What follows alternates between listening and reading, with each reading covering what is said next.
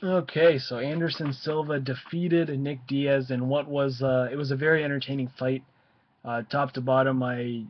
You know, I was going into this. I think a lot of people were talking that if you were a betting person, you'd bet on Anderson Silva. Anderson Silva's gonna win by like via just domination.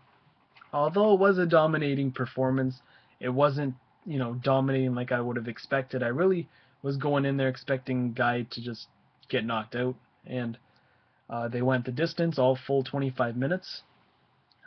Anderson Silva showing that he is, he's back to 100%. He's not. He's kind of silencing the critics when it comes to, is your leg 100%? Are you mentally back in the game? And going against a guy like Nick Diaz, who hadn't had a fight in 2 years, he really showed that. He did break his leg. He had surgery the night of, got a little titanium rod put in his leg, and he came back and he started throwing those kicks right away. And the first few, you're kind of wondering, what's going to happen, if that's smart or not. But after like the sixth or seventh, you knew that this guy was back 100%. His leg's good, he's good, his brain's good, his body's good, and he's just coming back where he started off. And you got to look at it a way like there's always a story, especially this one.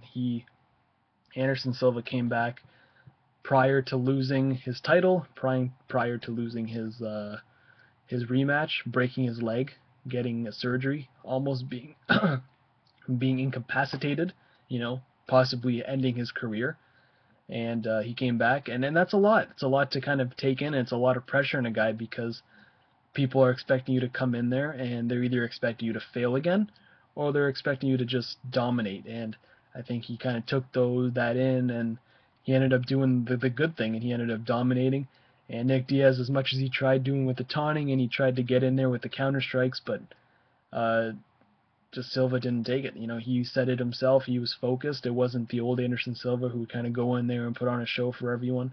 Although he did put on a show at the end, but just the performance itself was a show. Just you got to see for yourself because he picked his spots. He knew where to hit, when to hit. He didn't let the guy get inside of his head. And yeah, targeted the eye. The left eye of Nick Diaz was just busted open so bad, and you saw by the end. It's one of those UFC. It wasn't a UFC bloodbath, but it was definitely like enough for the guy to be dripping, and it was a little bit on his chest and stuff.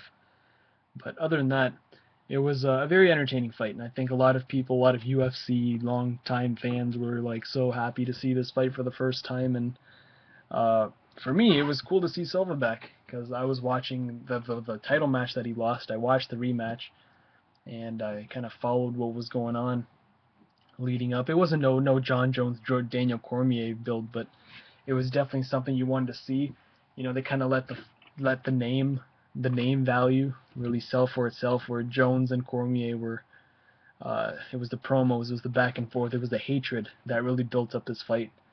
And I guess the next fight is with Ronda Rousey, which is going to be another great fight. I'm sure it'll be quick, and I'm sure this one will go how I was expecting this one to go, where Rousey just kills the girl and just like a first round knockout.